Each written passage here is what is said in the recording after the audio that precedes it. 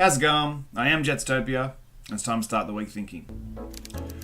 Okay, so last week we did the house drawing. So we had 5 minutes. We had the little sections from a picture of a house in a big white space, and you all had to try and fill in the blank spaces from the house picture. Trying to match the colours, try and sort of predict how the house shape was going to go. And I ended up having to give some extra time just because everyone was doing a really good job and taking a lot of care with drawing their houses, and the timing sort of didn't really match. So I gave an extra, I think, 2 minutes extension. And I got a lot of really good results. Lots of houses, lots of colour, lots of thought to how the house was going. And I ended up coming down to about 8 pictures, and I had consulted with some other teachers at school about which one looked the most complete. So on the screen now is the rough outline of the house that we needed to work on. So as you can see, there was the little sections that are still part of the house, and the idea was to fill in all this blank area with your prediction of what the house would look like, including the colours. That's what you started with. That's your image you needed to work from.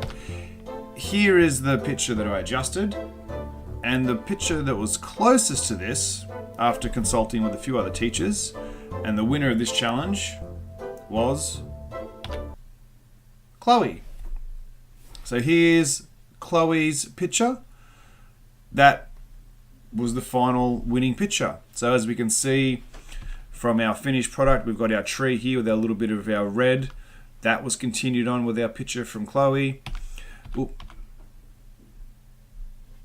That last little picture is for this challenge. The decision, and that mine and a few other teachers who looked at it considered that it was the closest to what the other house picture looked like. So, good job, Chloe.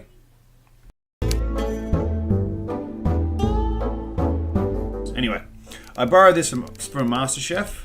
So it's a cooking style challenge, I suppose, although we're not cooking.